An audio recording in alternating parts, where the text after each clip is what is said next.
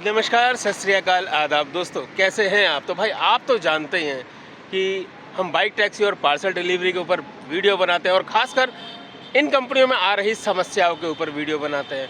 तो पोर्टर के ऊपर एक कमेंट्स हमें एक भाई ने भेजा था और हमने उससे वादा किया था कि आपके कमेंट्स के ऊपर हम एक वीडियो ज़रूर बनाएंगे। तो आज की इस पूरी जर्नी के अंदर हम हो सकता है बीच में जब भी फुर्सत मिले पोर्टर की उस समस्या के बारे में ज़रूर आपको बताएंगे जिस समस्या में आप भी घिर सकते हैं और बिना किसी वजह के। तो भाई 12 किलोमीटर के लगभग 110 रुपये मिल रहे हैं, लेकिन अभी हम सर्ज का इंतजार कर रहे हैं कि आज सर्ज के अंदर ड्यूटी आएगी तो उसको उठा लेंगे। हाँ, ये उबर है और ये है भाई पोर्टर, दोनों के अंदर हम ऑनलाइन आ चुके हैं। तो दोस्तों उठा ली हमने भाई 13 किलोमीटर की राइड के 133 रुपये मिल रहे थे भाई, लगभग 10 रुपये मिल रहे थे। और ये ट्रिप थी सर्ज के अंदर उबर में। पिकअप दिखा रहा है भाई 5 मिनट की दूरी पे। बस ये इतना लंबा घुमा के दिखा रहा है ना, इतना लंबा है नहीं, बस ऐसे जाएंगे और ऐसे मुड़ जाएंगे और हम आ जाएंगे। पहले कस्टमर को अनअकैडमी पे हमने सेक्टर 62 के अंदर उतार दिया है और कस्टमर से कैश कलेक्ट करने हैं 135 रुपये। अब भाई इस 13 किलोमीटर के 127 रुपये को देख के ये मत समझ लेना कि भाई उबर तो भाई मिश्रा जी को बहुत अच्छे रेट देता है।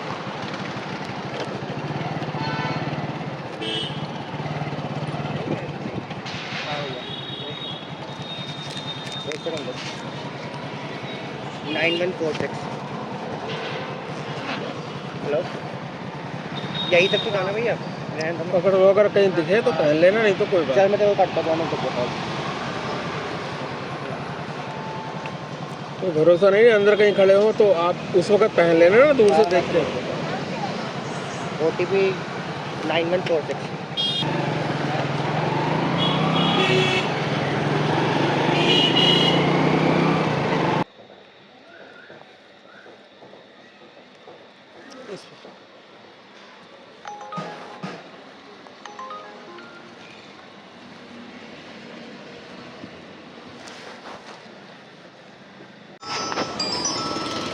भाई ओखला का ऑर्डर आ रहा है, ओखला फेस 1। चलो उठा के देखते हैं भाई, ये तो मिलेगा हमें। आज पोर्टर ही करते हैं। ये देखें, ये भाई पोर्टर का ऑर्डर हमें आई थिंक 6, 7, 8 या लगभग साल के बाद जाके हमने पोर्टर का ऑर्डर उठाया है। लोकेशन देख लेते हैं।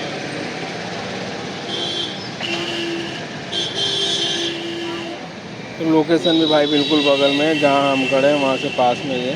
भाई कंपनियाँ चाहें कितना भी मेहनत कर लें अपने ऐप को सुधारने के लिए, लेकिन कस्टमर नहीं सुधरेंगे तो लोकेशन कैसे आएगी। अब ये एक पार्सल हमने भाई पोर्टर का उठा लिया है, ये छोटी सी पन्नी है बस, और एड्रेस में लिख दिया भाई सिर्फ ओखला फेस 1। फिर हमने उनसे पूछा कि भाई ओखला फेस 1 में जाएगा कहाँ, तब उसने बताया C33 यानी C33।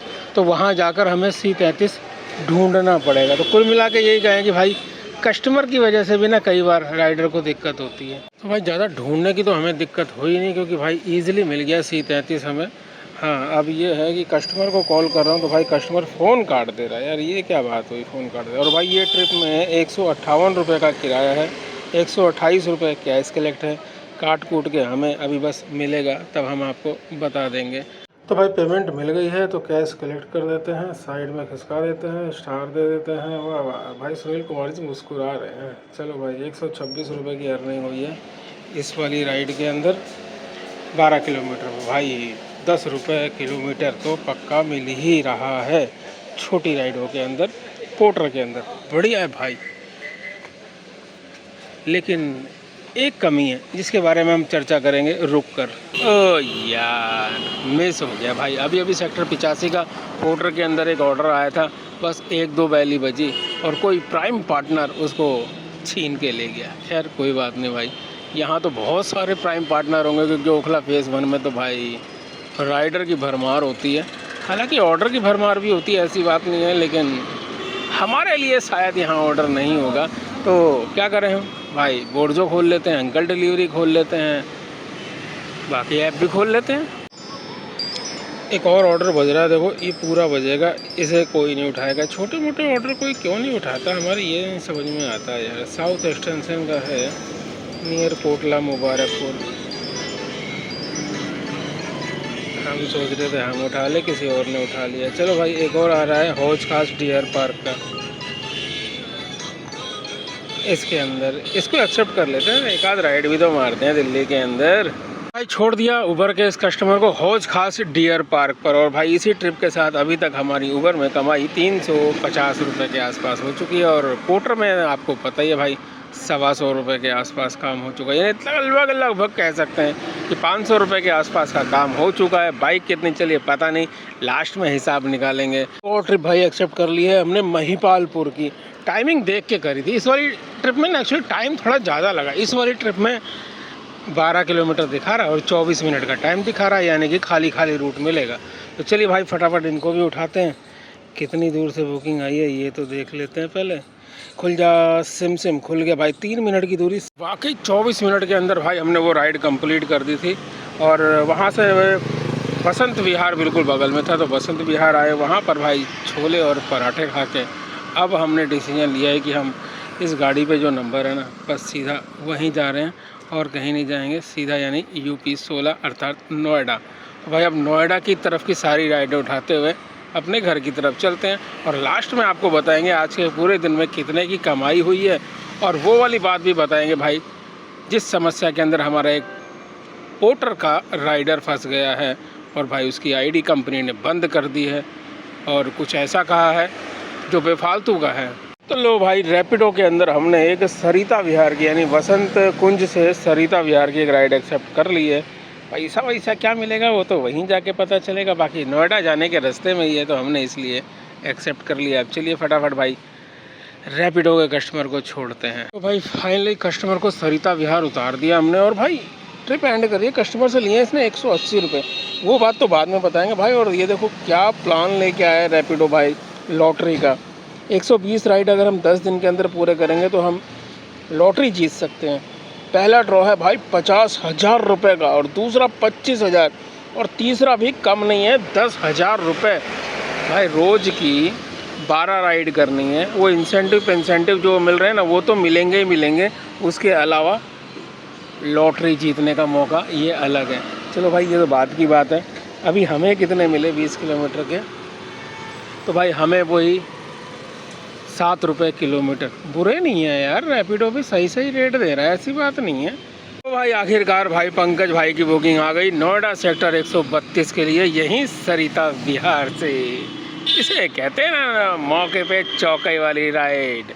चलो भाई ये खड़े भी बिल्कुल रोड पे ही हैं, बस 2 कदम आगे वो जो कार निकल रही है ना, बस वहीं पे खड़ा है बंदा। चलो भाई इसको लेके छोड़ते हैं सेक्टर 132, घर की तरफ ही जा रहे हैं कमाते कमाते। कमाल है यार आज तो लो जी पहुंच गए भाई सेक्टर 132 में, और भाई 15 किलोमीटर की राइड थी, और उबर ने भाई 7 रुपये किलोमीटर, लगभग भाई सभी 7 रुपये किलोमीटर ही दे रहे हैं, चाहे दिल्ली में हो, चाहे यूपी में हो, चाहे ओला हो, चाहे उबर हो।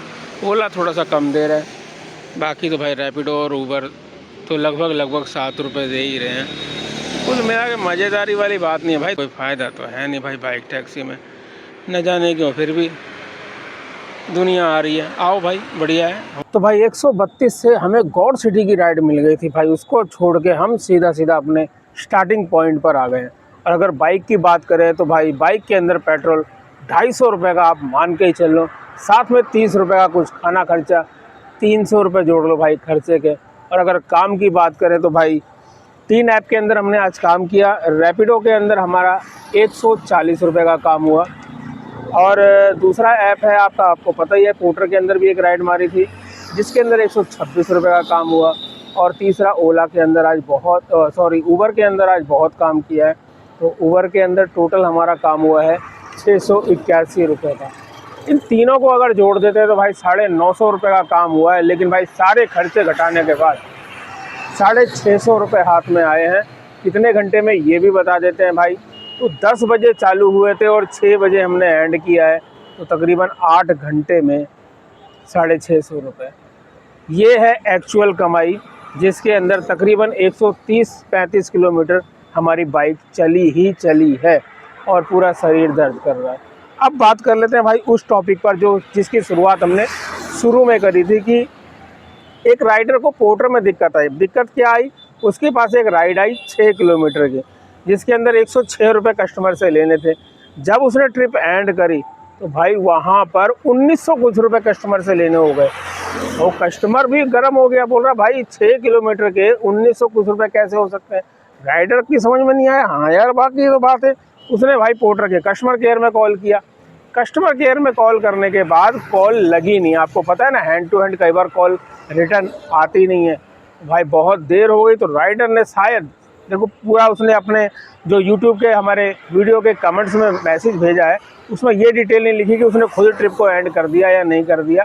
जो भी है, हमें ऐसा लगता है कि उसने ट्रिप को एंड कर दिया था। एंड करने के बाद अगले दिन उसके पास पोर्टर से कॉल आया है उसी ट्रिप के रिगार्डिंग में। तो कंपनी का ये कहना है कि भाई जो अमाउंट 1900 कुछ रुपए आपको दिखाई थी, आपको वही अमाउंट कस्टमर से लेनी थी। अब आपने नहीं ली तो हम कुछ नहीं कर सकते। आप उससे लो और पोर्टर के वॉलेट में जमा कराओ, अन्यथा आपकी आईडी नहीं खुलेगी। यानी कि वॉलेट माइनस में होने की वजह से अब उनके पास ऑर्डर नहीं आ रहे हैं, एक तरीके से उनकी आईडी बंद हो गई है। अब ये जो बाकी के 1900 रुपये है, ये इतने ज़्यादा हो कैसे गए 1800 कुछ रुपए। तो जो हमें लग रहा है ना, वो ये लग रहा है कि आप तो जानते हो कि कई बार कस्टमर जब पैसे नहीं देते हैं तो पोर्टर अपनी तरफ से दे देता है। भाई वो अपनी तरफ से दे देता है तो फ्री में नहीं देता है। नेक्स्ट राइड अगर वो कस्टमर कभी बुक करेगा तो उसके उस फेयर में जोड़ देता है। अब ये जो 1800 समथिंग की अमाउंट है जो इस बाइक टैक्सी वाले राइडर के अकाउंट में जोड़ दी गई कि भाई तू कलेक्ट कर ले, ये अमाउंट लाजमी बात है किसी 3 व्हीलर या 4 व्हीलर की अमाउंट थी जो उस कस्टमर ने नहीं दी। फिर उसने 3 व्हीलर 4 व्हीलर बुक ना करके छोटे पार्सल के लिए बाइक बुक कर दी और कंपनी ने भाई वो 3 व्हीलर का भाड़े को लेने की जिम्मेदारी बाइक राइडर के ऊपर डाल दी। अब बाइक राइडर बेचारा कैसे ले, नहीं ले रहा है तो मर गया। तो अब कुल मिला के उसको पैसा तो नहीं मिला लेकिन जमा उसे कराना पड़ेगा। कस्टमर की तो बल्ले बल्ले हो गई, कस्टमर की तरफ से ये पेमेंट चली गई क्योंकि राइडर ने जहाँ तक मेरा ख्याल है ट्रिप को एंड कर दिया। बहुत देर हो रही है, कस्टमर केयर का कॉल नहीं आ रहा है। इस तरीके के केस आपके साथ भी हो सकते हैं, ये याद रखना।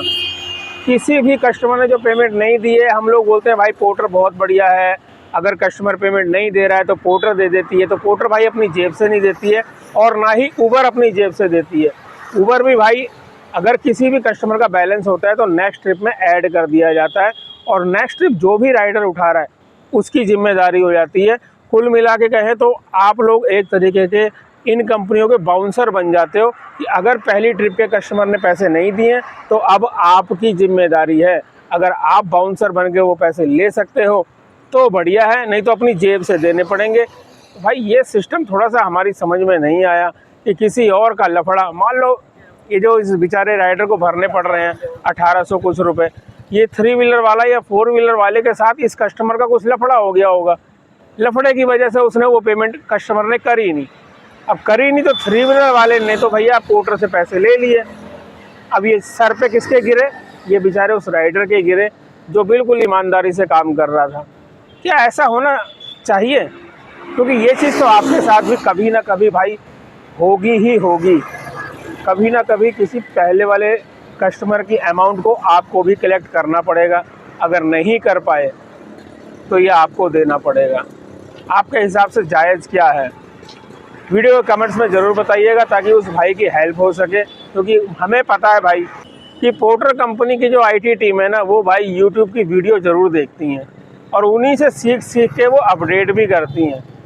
तो इसलिए हम तो पोर्टर की ज़्यादा जानकारी अब देना बंद कर चुके हैं कि पोर्टर में क्या करना चाहिए क्या नहीं करना चाहिए। क्योंकि जैसे ही कोई जानकारी देंगे वो टीम को पता चल जाती है और टीम ऐप के अंदर अपडेट कर देता है, तो कुछ खास जानकारी देने का कोई फ़ायदा नहीं रह जाता है।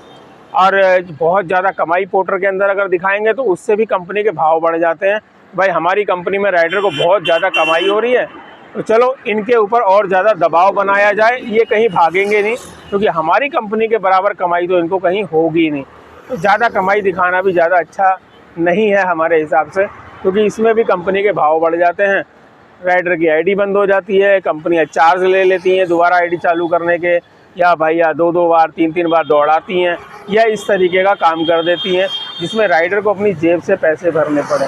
चलिए भाई इस वीडियो को यहीं पर ख़त्म करते हैं। उम्मीद है आपको बहुत कुछ समझ में आया होगा।